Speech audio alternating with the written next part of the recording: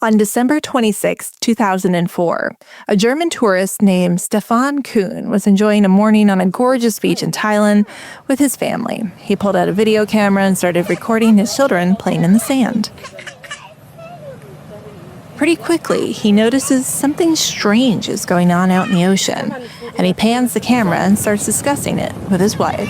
Guck mal da hinten, Schnicki, wie das hochpescht, das Wasser. Was ist das? What is that, they say. They make note of the boats in the distance being tossed around, but are having trouble deciphering what it is they're actually seeing. Was ist das? There comes a point in the video where their tone changes, becomes more panicked. Wir sollten, glaube ich, echt weg hier. Wir sollten, glaube ich, ganz hoch. We should leave here, he says. We should be very high. Komm, wir müssen los. Stefan and his family start to run. They run away from the beach and toward higher ground. At that point, he drops the camera. It's still hanging around his neck and it's still rolling. Ja. You can't see much, but for the next 4.5 minutes, you can hear every terrified breath of their sprint up the hill.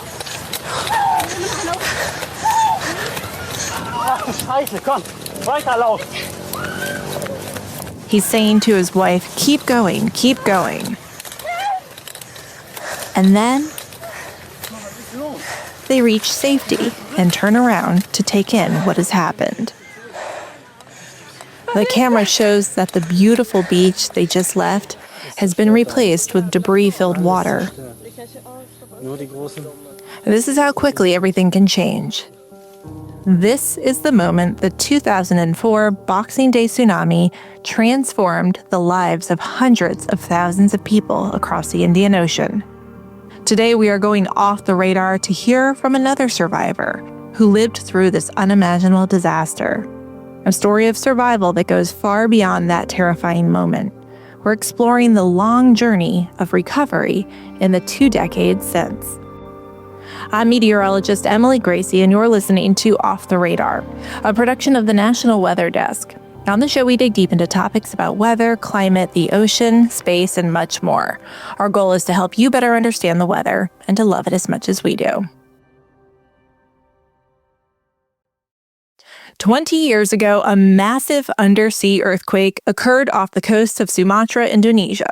The earthquake measured 9.1 on the Richter scale, making it one of the largest seismic events ever recorded. Located at the junction of the Indian and Burma tectonic plates, the earthquake caused a significant displacement of ocean water. This geological event triggered a series of tsunami waves that would travel across the Indian Ocean at approximately 500 miles per hour, ultimately killing 250,000 people in 14 different countries. Today I'm speaking with one of the survivors of this devastating event. Dr. Dwayne Meadows was working for the National Oceanic and Atmospheric Administration at the time and was vacationing in Thailand that Christmas. Today he's going to share his heartbreaking story with us. But it was black, just pitch dark black, and I was spinning. I had no idea of what was up, what was down. I was trying to swim, but I don't know if I was going up or down. Eventually, as things started to calm down, you could look around a little bit more. I realized I was out in the ocean, probably about 1/4 mile, somewhere that I did not recognize. As a scientist and a water sport enthusiast, Dwayne shares some interesting insight into what saved his life that day. This episode is part 1 in a 2-part series on tsunamis. In January, I'll be talking with the Pacific Tsunami Warning Center about the science of tsunamis and the important changes and warnings that have emerged since this devastating day in 2004. Now here's my talk with Dwayne Meadows. Dr. Dwayne Meadows, you're a scientist, but you're also somebody who experienced something that we've all heard about. Many of us were alive for and remember very vividly hearing about it on the news, the Boxing Day Tsunami of 2004, which happened 20 years ago. Unbelievable that you experienced this and survived it. So I want to talk to you a little bit about your story today and then also about tsunamis in general. Can you give me an idea of what your life was like in 2004, what you were doing, why you were in Thailand? Sure. Yeah, I'm a marine biologist by training, and I had been working for the U.S. government, National Oceanic Atmospheric Administration, doing research and conservation work in Hawaii, and in particular in the remote northwestern Hawaiian Islands. And during the summer and fall of that year, I spent basically 4 out of 5 months in the remote northwestern Hawaiian Islands doing this kind of work on the coral reefs in that area. And because I had been at sea so much, I had built up a lot of leave time. And the other sort of strange thing that year was that my mother had inherited some money from a relative and had decided to do a cruise, a family cruise vacation with my family, my brother and his family, and my uncle, big extended family trip. But it was just in like January 10th or something. So because of the scheduling of that trip, for the first time in many, many, many years, I decided not to go back to Ohio, where I grew up, and celebrate the holidays. So, like, very unusual set of circumstances. I had a friend from graduate school who was a Thai citizen, and he happened to be a professor in Bangkok that I hadn't seen for many years. So I visited him for a week in the north of Thailand, and then did a 3-day scuba diving trip in the south of Thailand, where the real nice dive sites are. And I returned from that on Christmas Day, on December 25th. And I knew the 26th was Boxing Day, and I'd sort of already planned just kind of a chill day, just to relax and finally sort of have the unwind portion of my vacation. So I really didn't have a lot going on, and that's how I found myself in a place called Khao Lak, Thailand, which is a little bit north of Phuket, where a lot of people were going, especially in those days. It was very well known as sort of a party, young person place to go and relax. This was a bit more family oriented. And then because it was adjacent to this marine park that was maybe 30 miles offshore, a lot of divers stationed there before they took trips out to this marine national park.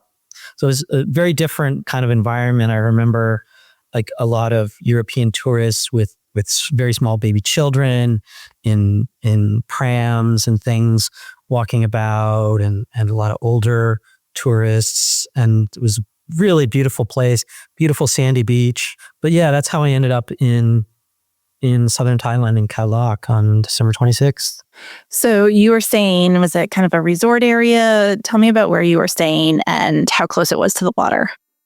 Yeah, again, it wasn't hugely developed at that point. There weren't a lot of like major corporate hotels. It was a lot of smaller things. And I was staying at one that was owned by a German man and his Thai wife, that was mostly small, like duplex bungalows, 2 rooms connected. And then there was another little bungalow here. They had a small, like 2-level, like really basic walk-through hotel building. Lots of beautiful vegetation, but that was the predominant kind of housing. Behind the shore of this beautiful beach, there was a national park in the mountains. And so the town was actually kind of stuck between the mountains and the ocean. There were just 2 kind of parallel roads, and the one along the ocean was not complete. So it was a very small community. I mean, there weren't like sidewalks. There was just small mom and pop restaurants and these small resorts, and like a lot of Thailand, some silk shops where you could have dresses or suits like made in 2 or 3 days. And that played a little part in my story as it goes along as well. Okay, so can you take me through that morning of the 26th and what you were doing and the timeline?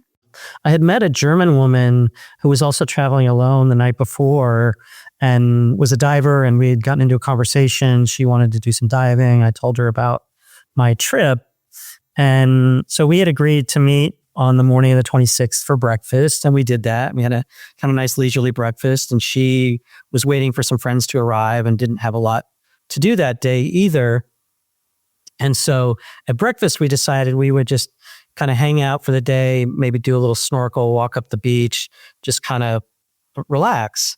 I had built up some laundry I needed to have done after traveling for a while. And so I said, I'm going to go back to my room and gather my laundry. And they had sort of a laundry service through the resort.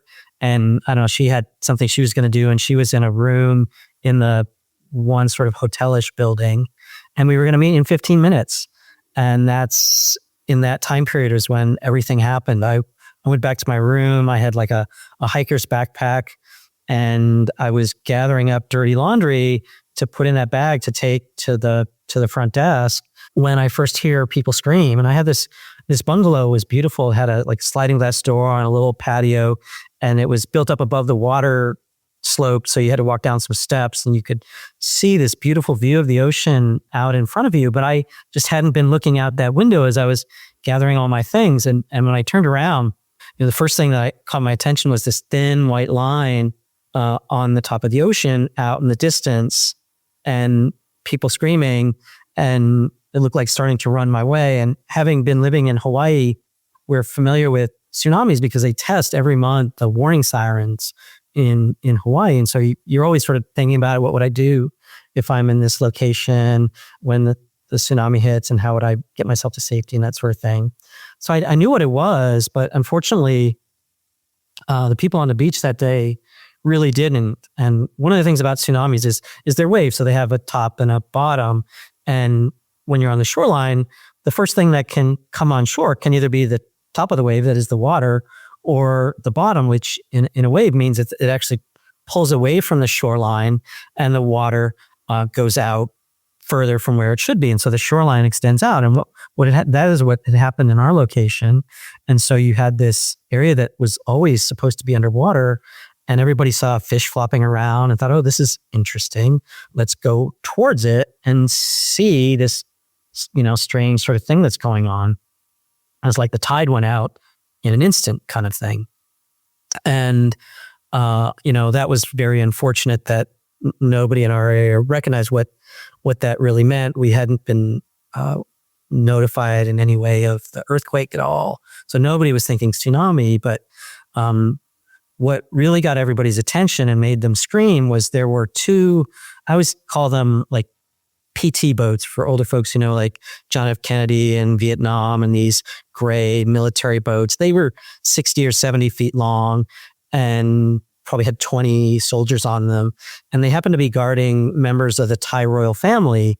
The king's daughter, she was an older person, so she had sort of older teenage, young 20s, 2 or 3 children. Her son happened to be out jet skiing in the ocean at the time. So there were also military and police, sort of Secret Service types protecting the royal family, and those boats were part of their protection. And what people saw was one of those very large, very stout boats starting to get just completely tossed around in ways that didn't seem possible from what looked like this just tiny white line. And that's when folks really realized that this white line was very dangerous, and started to turn and try and get away, and started screaming. And that's what I heard. And unfortunately, at that point, it was pretty clear I didn't have much time. I would have to go down the stairs, and my bungalow was surrounded by this very spiny plant called bougainvillea that the spines are like twice as long as rose thorns. You really don't want to choose to walk through just this thicket of this stuff. And so I knew I was going to have this long walk, and I really didn't actually think that it was that big of a wave. Despite knowing it was a tsunami, I thought, oh, it looks small. I mean, it didn't look like more than 5 to 10 feet high. Like, it didn't overwhelm the boat. It was just tossing it. And so that caught me by surprise, so much so that I literally had this backpack in my hand as I was like observing this, and things were going through my head and thinking about what was happening. And my room just had like this armoire closet thing. And I thought, oh, I'll keep my stuff dry if I just throw my bag on top of this armoire 6 feet up, and the water will wash through, and it probably won't even get in the room, maybe go underneath, and well, I'll be good.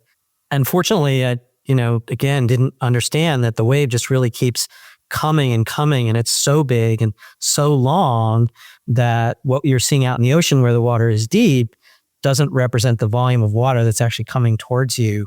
And so I did manage to throw my backpack up on that armoire, got my hands free. And as the water started to come in and build up into the room, I noticed that actually the wall to the side of me was collapsing. And I kind of, at that point, dove in that direction and probably got myself out of the building by doing that.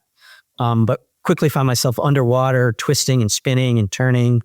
And, as a diver, anybody to go swimming in a pool, close your eyes, you can't see, but you can still tell it's daylight out. I mean, this was late morning on a beautiful sunny day. If I close my eyes, I should still be able to see something that signifies where the sun is, sunlight. But it was black, just pitch dark black.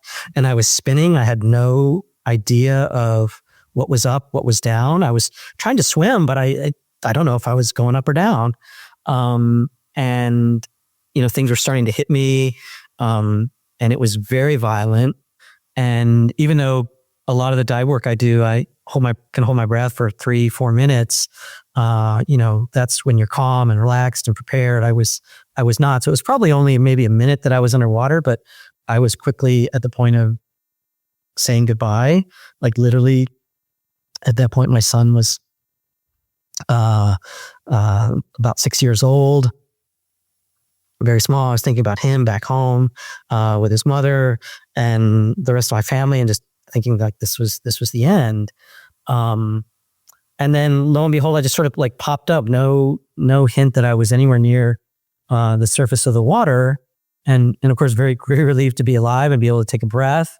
But very quickly, sort of going into stress panic mode again, realizing as I was getting my senses that the water level was such that I was being washed at very high speed, like a whitewater raft, through this, ocean-sized massive river that was now covering at least 30 or 40 feet of the land, because what I could see next to me was the very tops of palm trees, and there were some rubber trees, but the palm trees are really obvious, like where the palm fronds are is very high up, and the coconuts, and that's where we were. And I was just stunned at how deep the water was. But the wave had come at an angle and it was pushing us through the land. Were you coming in like inland, or were you at that point being pushed out? As I learned later, that the wave sort of struck at an angle to the shoreline, if you will. So it was pushing us in, but not straight in from where I'd started.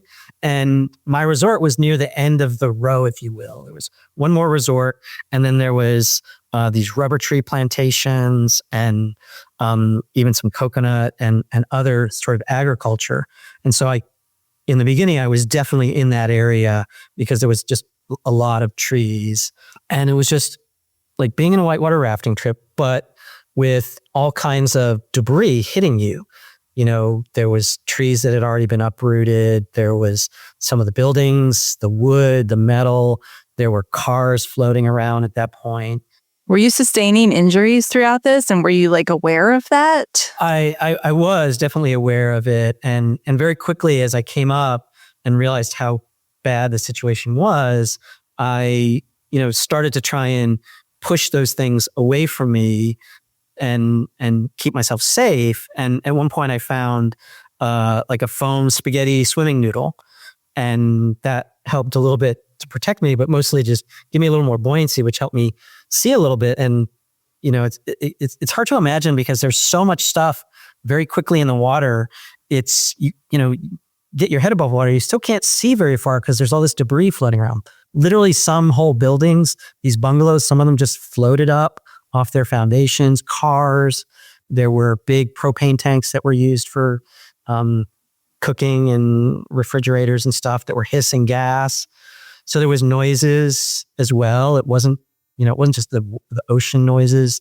It was stuff in the water, people screaming. I didn't really see people, but I could hear screams around me. But I was so focused really just in the few feet around me and what was coming towards me. At that point, I hit a tree and I grabbed on, and I think a lot of people at that point did that. It seemed initially kind of like a good idea, but then what I realized was that all the debris was hitting me in the back, and I couldn't protect myself.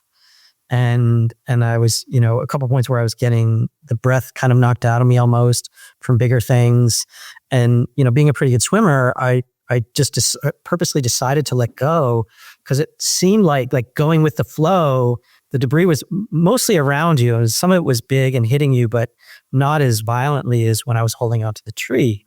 So I let go and we kept going and more debris. And at some point, something got between, I had like Teva sandals with a strap strapped onto my foot. Something got between the bottom of my foot and the sandal and was heavy and was pulling me under. Again, like literally to the point of my head getting sucked underwater. And I was able to reach down and pull that thing out. And for some reason, I did a scuba diver thing. I still have I don't even really remember doing it. But divers, you always take your fins. They have a little strap at the end, and you put that around your wrist. So if you're climbing out of a boat and you happen to fall back in, you've got these fins still attached to you that you can put back on if you need to swim back to the boat or whatever. Something they teach you diving 101. And I did that with my sandal. Meanwhile, I'm still rushing through the water and through space on this really fast wave. The next thing I found was half of a mannequin that was probably used in one of the soak shops, including there was a very small one at my little resort. Didn't know they come in two pieces. I happened to get the lower half, the legs up to the waist of a nice young lady, and also never thought about it, but they're hollow plastic and really buoyant. So like a perfect life preserver when no life preservers are around, right? And so I hugged her to my chest the rest of the way through until it started to get calm. At some point, I started to recognize that all that twisting and spinning had really messed up. It turned out my left leg, I basically like damaged my hip joint, my knee joint, and my ankle joint. They all got twisted around and all of that in some way. And I knew I was going to have some problems walking. And I thought, oh, this will make kind of a crutch even when I get to shore. Unfortunately, the wave at some point had turned around and started washing me back out towards the ocean again. And I don't have any recollection of that. I really wasn't looking out that far.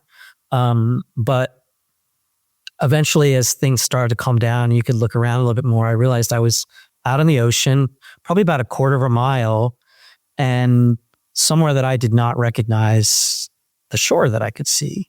And that's where it stopped. And I had to now swim if I wanted to make it back to land. And so I started to do that. And of course, it wasn't like a straight line because, again, there's all this debris floating around, and some of it's really congregated into piles, something about the swirls and eddies of the waves. The debris wasn't uniform. There were piles and open areas. And so you had to sort of pick and choose the easiest route to go. And I did that. And I thought, I'm getting there, and it all looks good, and I'll get to shore and I'll be okay. It's all over, right? Did you still have the mannequin at that point? I still had the mannequin. And at this point, this is the other thing I hadn't really thought about or recalled from all this experience, like with the tsunami warnings, is that there can be more than one wave. And for me, though, at least as a biologist, the first thing I recognized as I got close to shore, there were a few big rocks, like 40, 50 foot long rocks out in the ocean, as I had recalled from being there before. And what I noticed was that a lot of the snails and shells and little animals and barnacles and things that, should have been, no more than a foot above the sea level, the tides there are very small, were again like 8 or 10 feet above the water, signifying that once again, the water had left the bay and there was another wave coming. How far did you have to swim back to get to that point?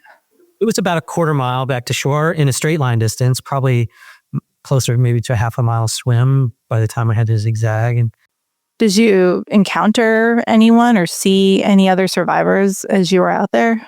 I did. There's one in particular that I don't always talk about. It sort of haunts me a little bit. There was a woman who was actually on the peaked roof of a floating bungalow. So she pretty much had her entire body out of the water, sort of draped over the peak of the roof. She was Thai or possibly Burmese. There were a lot of Burmese workers in the area. We couldn't understand each other without signaling. But I actually offered her the mannequin and, sort of waved her over and said I'd help her get to shore.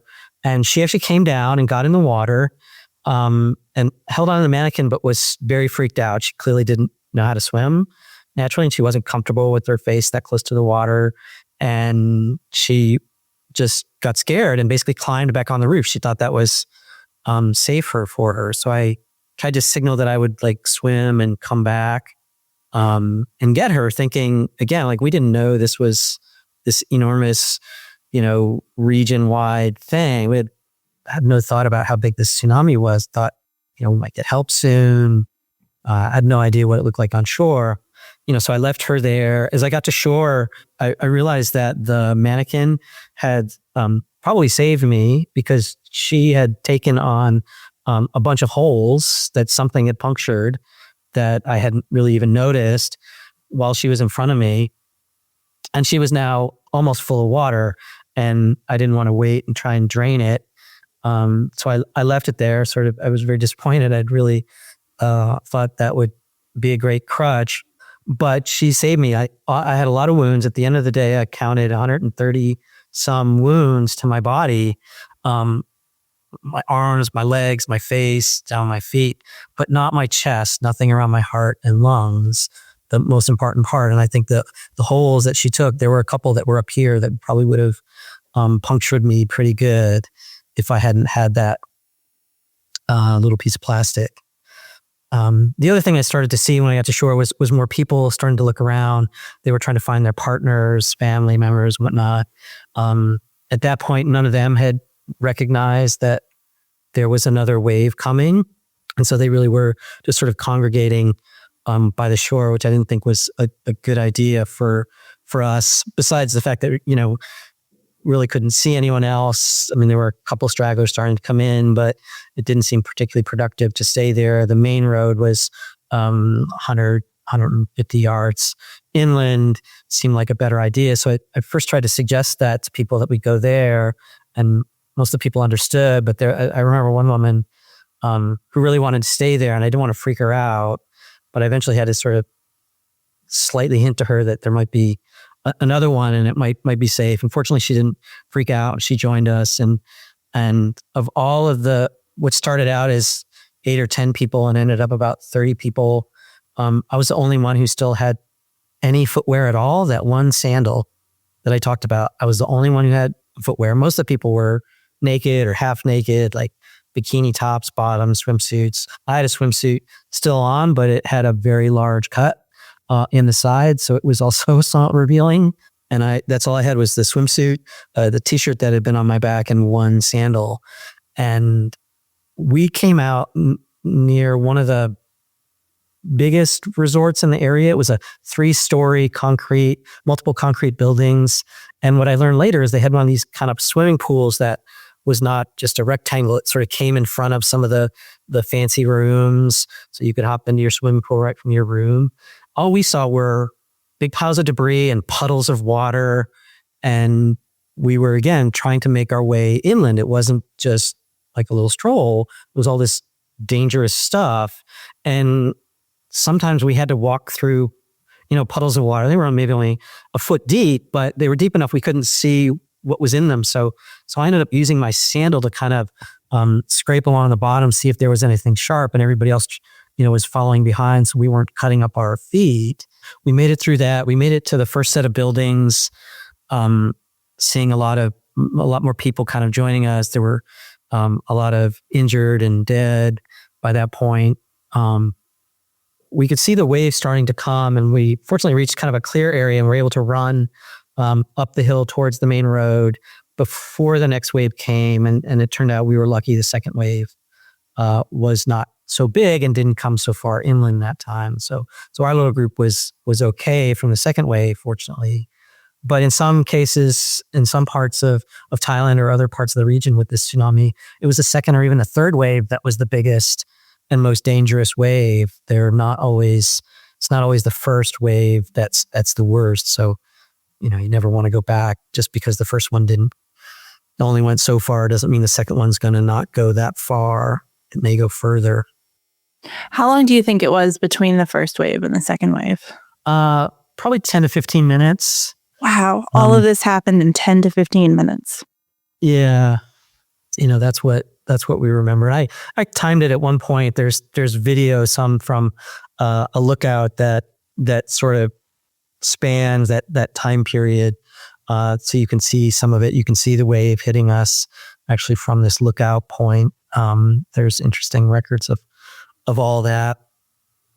Long story short, we started to look for loved ones. We got to the main road. There was a resort high up on the hill that locals were directing us to. And some of the area there had not been hit by the wave on the main road, including a number of dive shops. And so there were workers at the dive shops who had some basic first aid and CPR training that were helping people. A guy in a shop gave me a pair of sandals and a hat to cover my head from the sun. He was giving out, people were great, giving out supplies. For my work for NOAA, we were all trained kind of as paramedics. I always say I could give IVs, stitches. We had a big kit with narcotics, and I had a pretty advanced level of first aid training, thanks to my government work and previous experience. And so, unfortunately, in our area, there was about a mile section where the road was washed out both to the north and the south. We were on our own, and people didn't get rescued till the next day. We had a nurse show up after about 4 or 5 hours, and a doctor show up maybe an hour later, and then another doctor later in the day that were just all foreigners who happened to be around. Or one of the doctors that really helped us out a lot was working in Thailand, but he was Serbian. And so there's a whole part of the day that became just involved in first aid and helping people out and doing that sort of stuff before I was able to get out.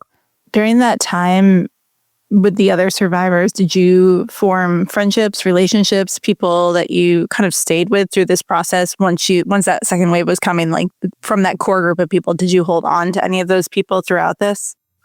I did. I first came across a young 14, 15-year-old Swedish girl as we were walking up to that resort. She was very distraught, looking for her family members, and I sort of took her. And when we got up there, we sat down together and were resting. I had told the guys that were sort of triaging first aid that I had some experience, but I was still kind of almost hyperventilating at that point, and very exhausted. I said, I'm going to rest a few minutes. I'm going to get this young lady settled, and come and give you guys a hand. But literally 5 minutes later, they came to me and said they had this little boy who had a hole in his chest. He was blue. They had done some things. They weren't sure if what they were doing was right. Could I give them a hand? And from that point on, I did first aid the rest of the day. So I was seeing a lot of people and working with a few others.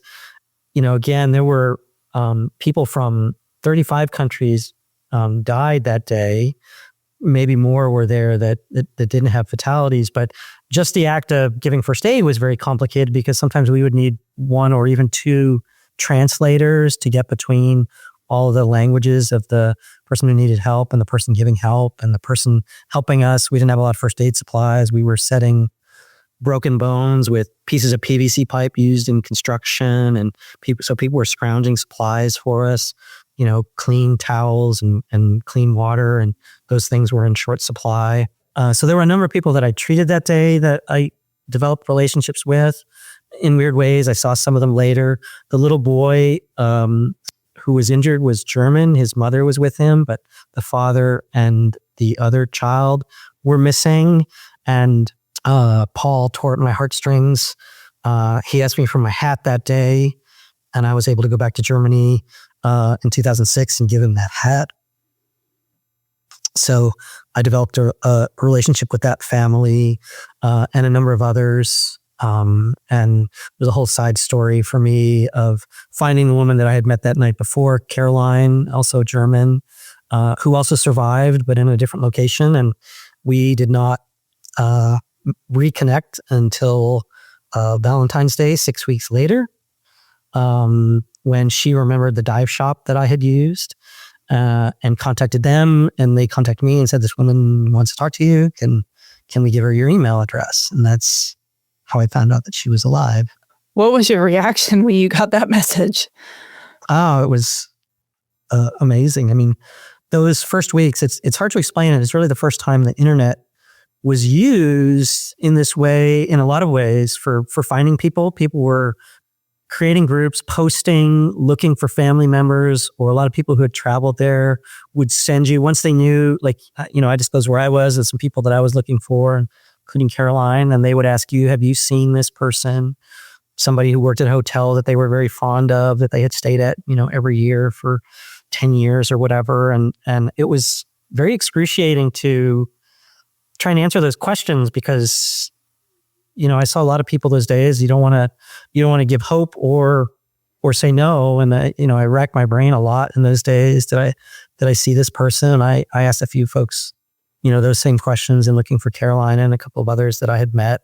So it became a very interesting community that developed as a result of that. Then what I learned was these long-term people who had vacationed there year after year after year with their families and had, real strong relationships with locals there that they were very concerned about, was something I, as a first timer was just completely unaware of until that happened. And that became very important in the recovery afterwards, because many of those people came back and volunteered and helped out, which is another just amazing part of the story. People sort of ask me about, and think it's a sort of a bad memory, but for me, I think the way I deal and process it in some ways is to remember those amazing things that I did see about what people did that day and helping others, the first aid providers, the people finding supplies and water and translating. Like, a lot of people really stepped up and helped strangers. And there were, in that area where I was, you may have seen the story of David Attenborough and his family. He was closer to the royal family. Petra Nemkova, the swimsuit supermodel, who lost her fiance. She was between where I started and I came out of the water about half a mile south. She got stuck in a tree somewhere between where I started and where I ended. So you had very rich, famous people and, these Burmese immigrant construction workers. And we were all in the same boat that day. Did you ever reconnect with the Swedish girl? I never did. There were a number of names that I wrote down that day and had on slips of paper in my swimsuit. And I eventually make it to Phuket that first night in an ambulance looking after a young boy named Jay Bryce, who was severely injured and had been severely injured in a car accident in the weeks before and had pins and, hardware in his body that was very disrupted by the tsunami injuries that he had. And so I was sort of translating and helping him as he was getting care. And we went to Phuket that first night. That night, when I got to the hospital,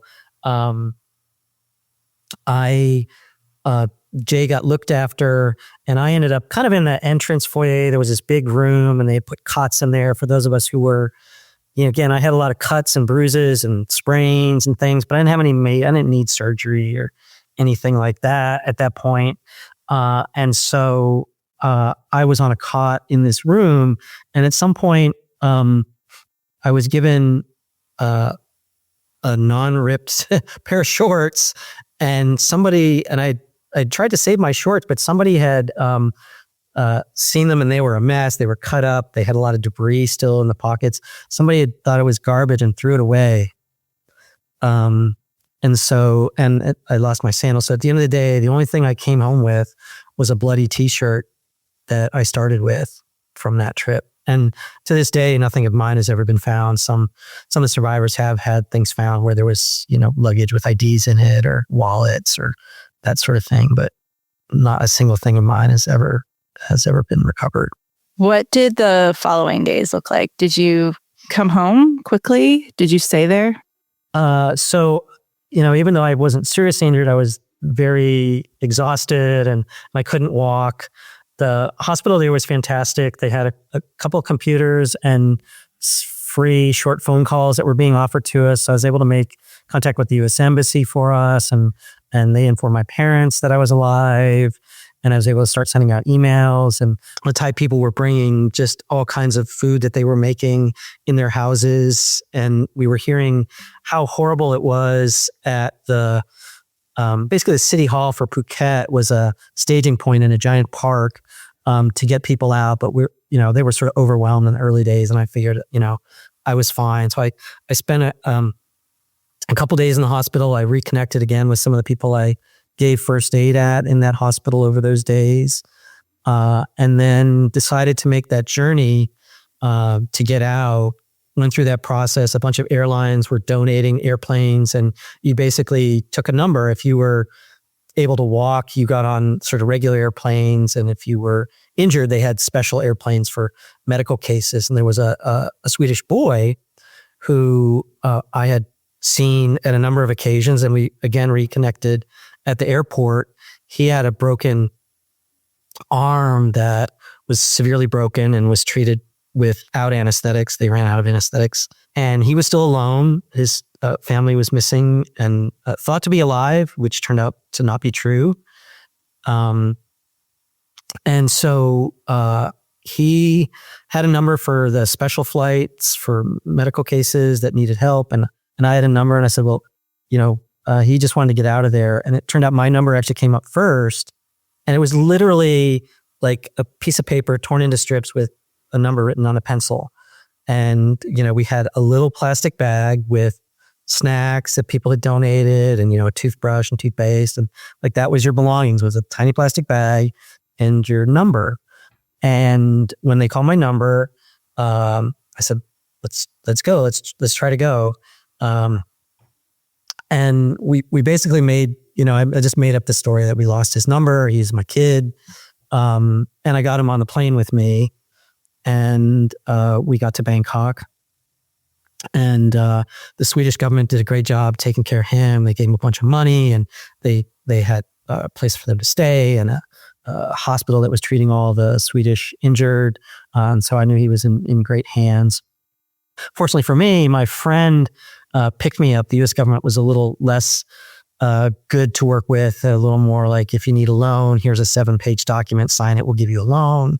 And here's a list of the hospitals. If you need a hospital, there's the taxi stand after you get your loan, sort of thing. And fortunately, my friend just whisked me to his family home and took care of me. And I was able to fly back out with a little upgrade from the airline on the same flight that I was originally scheduled to leave on, and my colleagues back home had set up a lot of medical appointments for me when I arrived back home and helped me out. It turned out I did have some back problems that developed over time that I needed treatment for.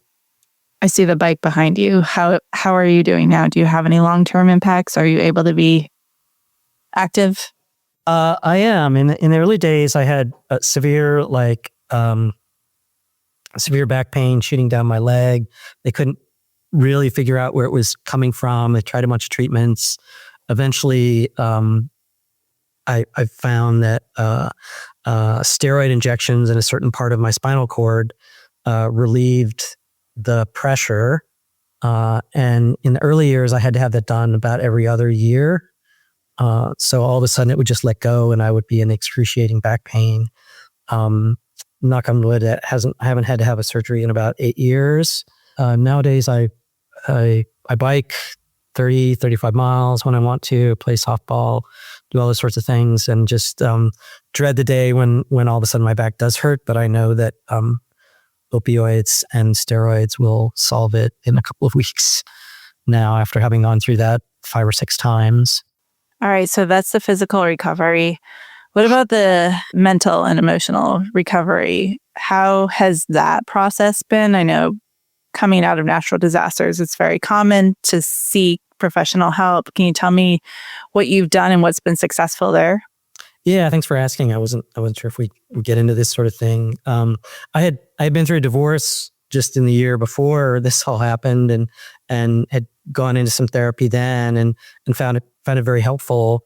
And in fact, when I returned, one of the first calls I made was to my therapist, and I knew that PTSD might be an issue, and he had a great referral to me. I was on Oahu, where there are a lot of military bases, and there's a lot of great doctors that treat military members and veterans who have PTSD issues. And so, I was able to talk to her and work through that over the early months.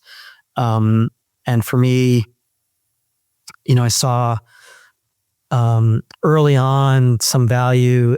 I'd been a college professor for a number of years, so I've been in media interviews, had done print and TV interviews and a few documentaries, science kind of things over the years. And I kind of understood how that worked, and I was a public speaker, and I kind of realized that people wanted to hear the story.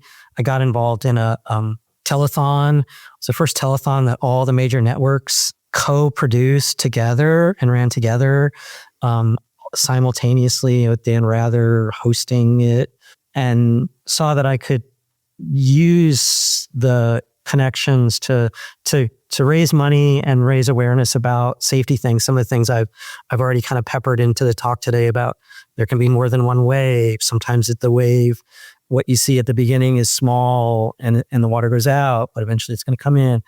Like a lot of those messages I've been able to share with all kinds of groups and in a variety of venues over the years, and my scientific connections have helped to do that. And so that's, one motivation, but for me, behind the scenes, talking about it always has been very helpful for my ability to process it and work through it.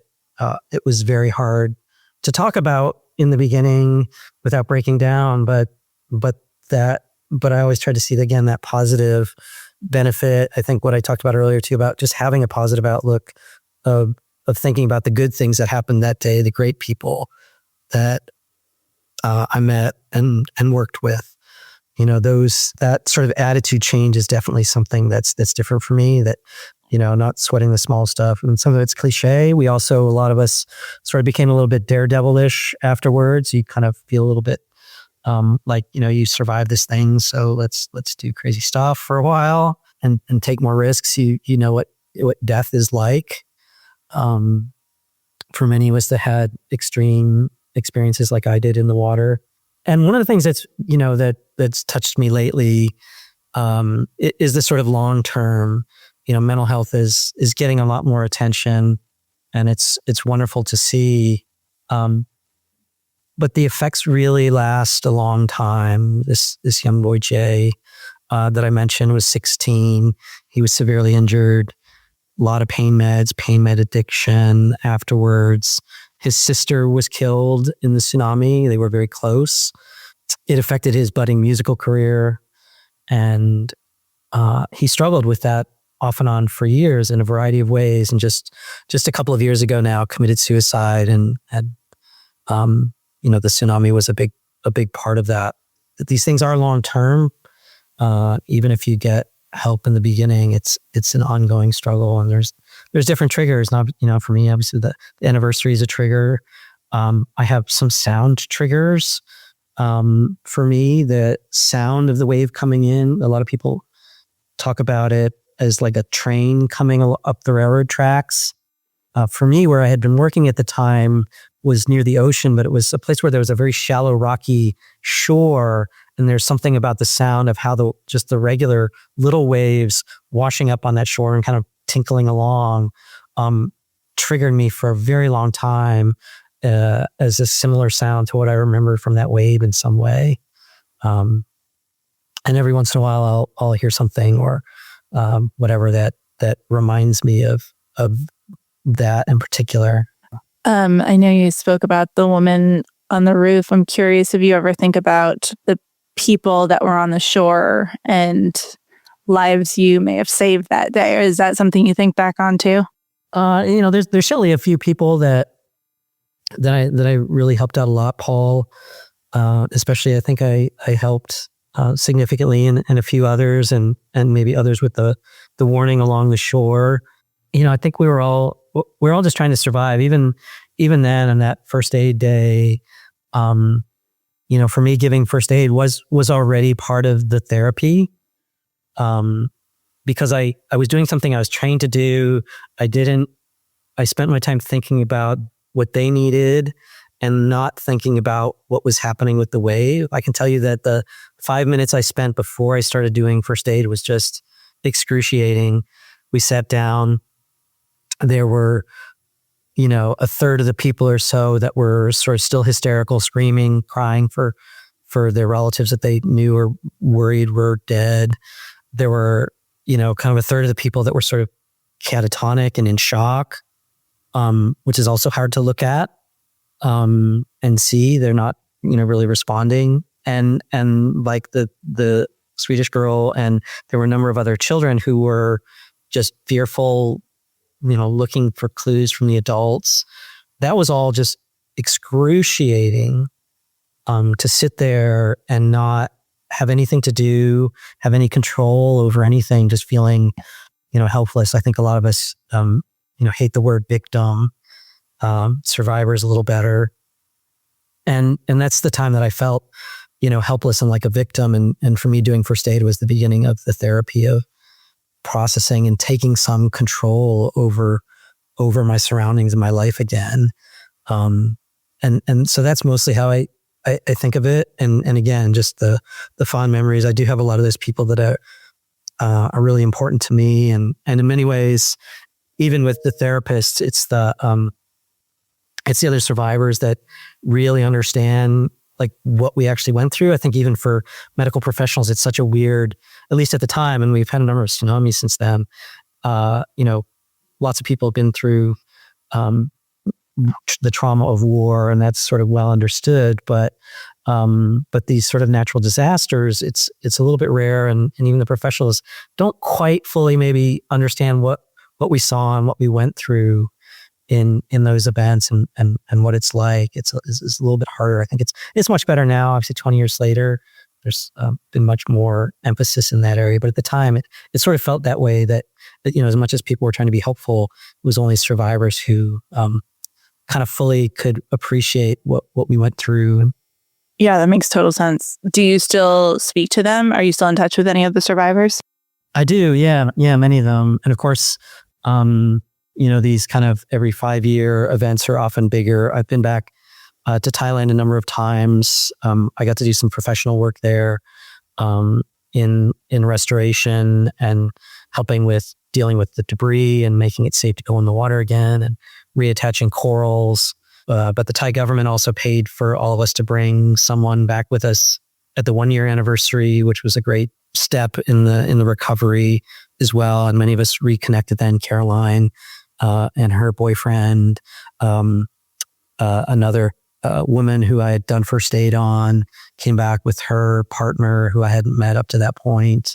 And another gentleman had stayed at my resort who I ran across who was pretty sure he had seen my bungalow disintegrate and was able to sort of share like his perspective on that. And we became close. The Bryce family created a foundation in honor of their daughter, asked me to be a board member, and we did a lot of activities. The foundation was focused on support for children who lost one or both parents in the tsunami. And so they became very, very famous in the States. Good Morning America was following around for weeks at a time, and people donated millions of dollars to them, which they spent in those activities and allowed me to participate. So we were very close. I visited Paul in Germany.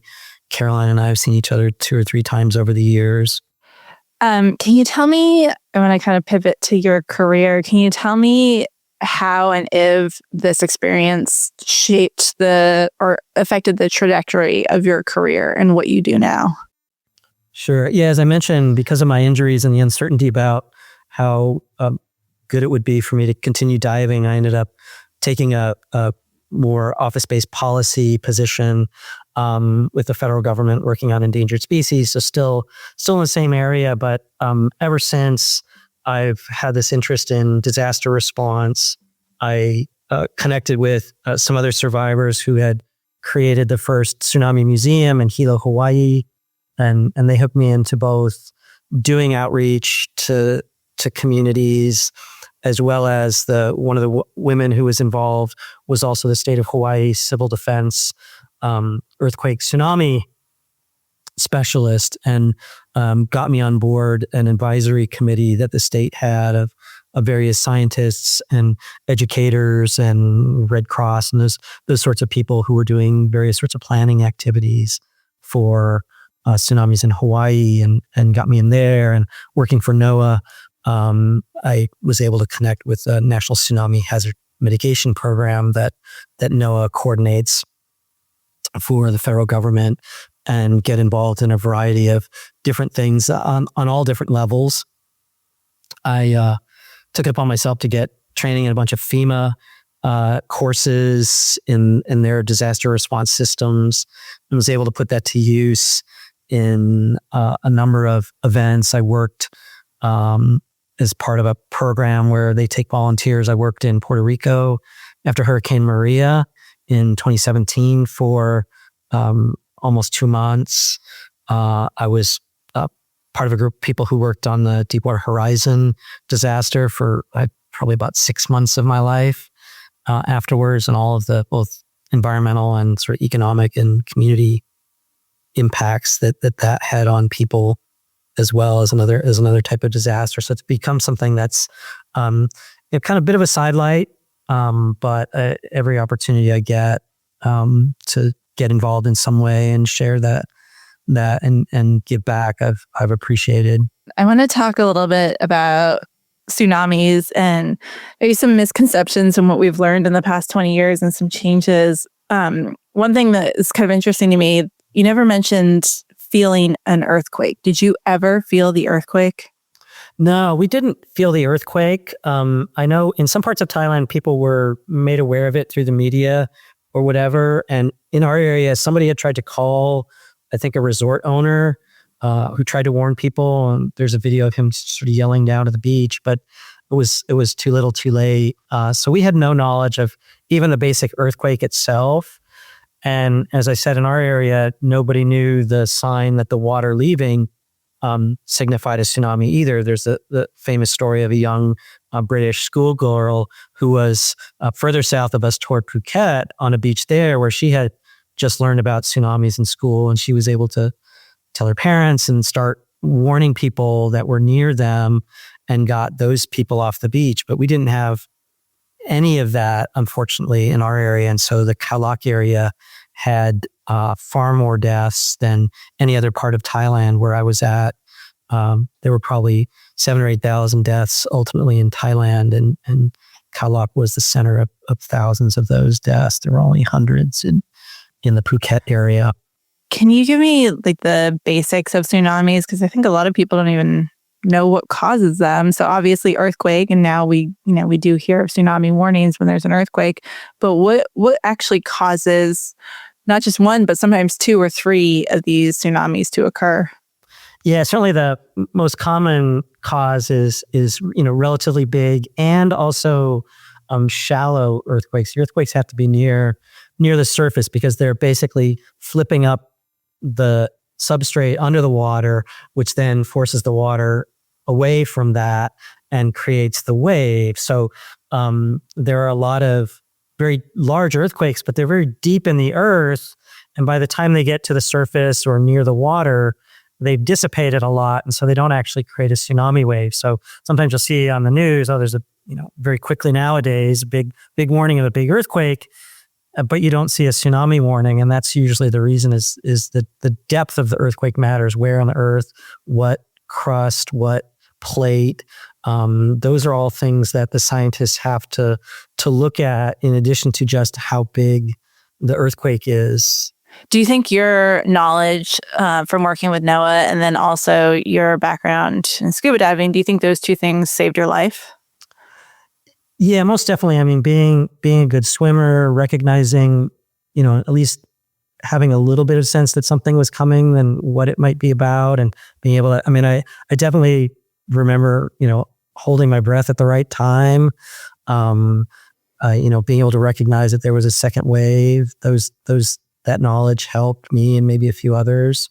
But there was also a tremendous amount of luck too. As I said, if I hadn't had that mannequin, I'm not sure that I would be here either.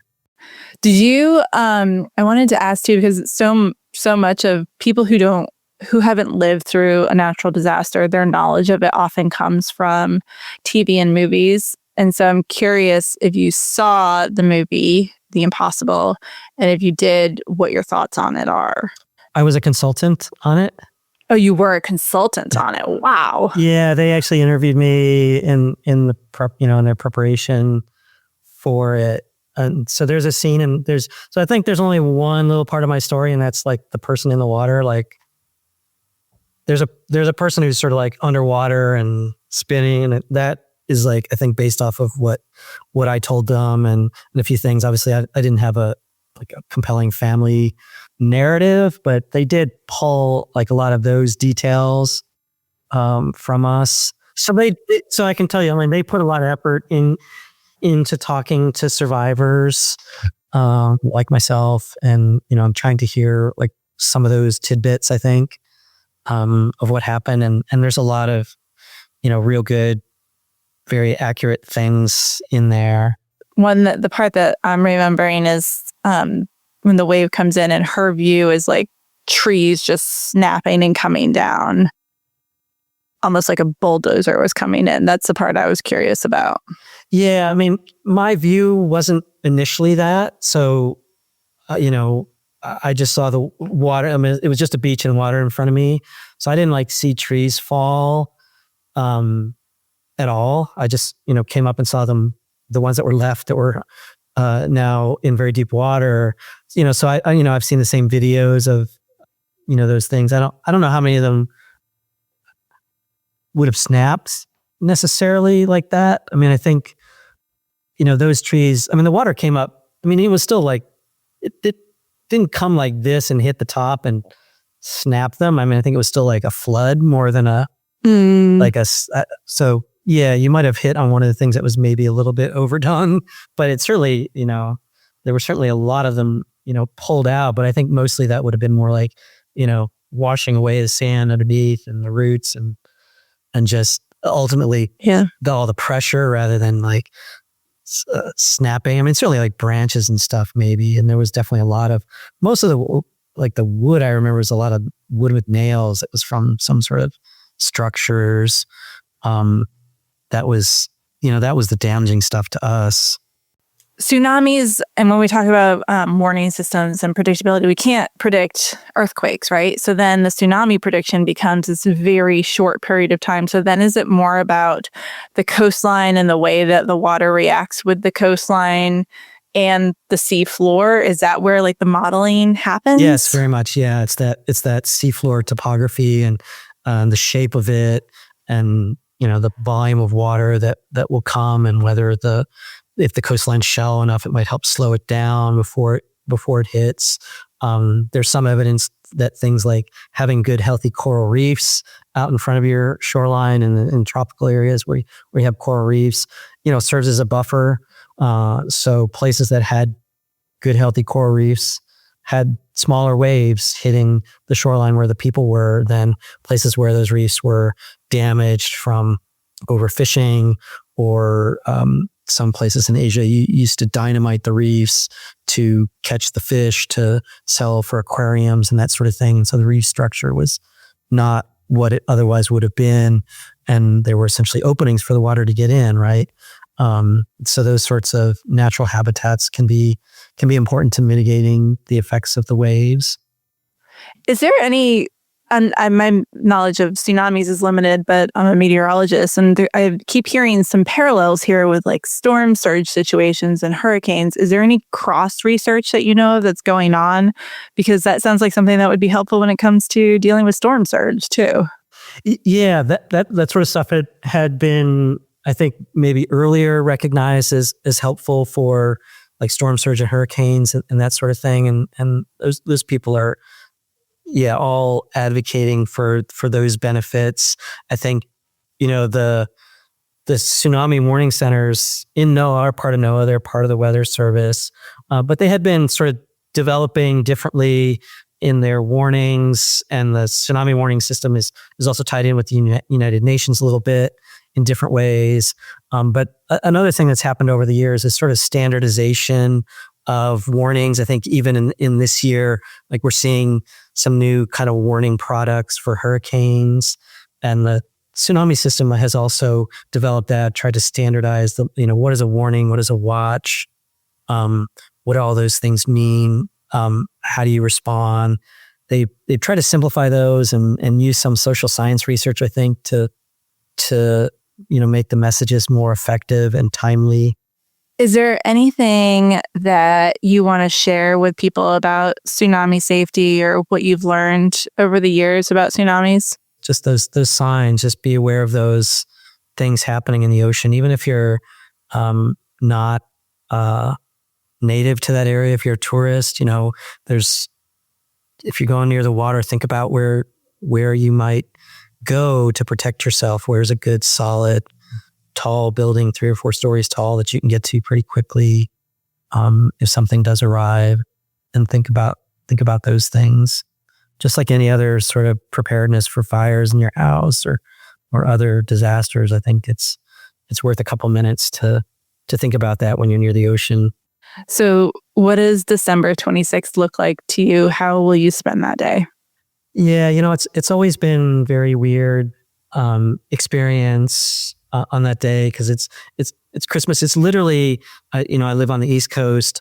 So if you do the time change, the tsunami anniversary actually falls on Christmas in the United States. And so for me, I have Christmas Day, and then Christmas night has always been kind of that switch for me of remembering. And I've always kind of forced myself to kind of walk through it again as part of my I think therapy, but also not wanting to forget what it was like, and forcing myself to go into some of the scarier parts of that day is a weird, I guess, tradition that I got into over the years. This year, there's a larger number of folks who are going to be in Thailand, and I assume some of the other countries, for the anniversary. And I've kind of debated back and forth about whether I want to go. It's been about 10 years since I've been back before, and just haven't decided yet if I'm going to do that or not. Less people than I had hoped were doing that. Will you keep me updated if you do that? Absolutely, yeah, I know. Of course. Thank you so much for sharing this story today. This was... You're welcome. Heart-wrenching, but I think really important for people to hear about and to remember that this is something that could still occur. It's not an old problem. It's something that can still happen. Yeah. Off the Radar is a production of the National Weather Desk. Make sure you're following the show on Apple Podcasts, Spotify, or wherever you listen to your podcasts. New episodes publish every Tuesday. As I mentioned earlier, there will be more on tsunamis coming next month with the Deputy Director of the Pacific Tsunami Warning Center. First and foremost, I want to thank Dwayne Meadows for sharing his story today. It's my hope that by listening, another survivor of a natural disaster could be comforted and inspired by his story. Also, thank you to Sinclair Broadcast Group and the National Weather Desk for their ongoing support. And a huge thank you, as always, to my associate producer, Brian Petras, for his extensive work on this episode. I'm meteorologist Emily Gracie. Make it a great day.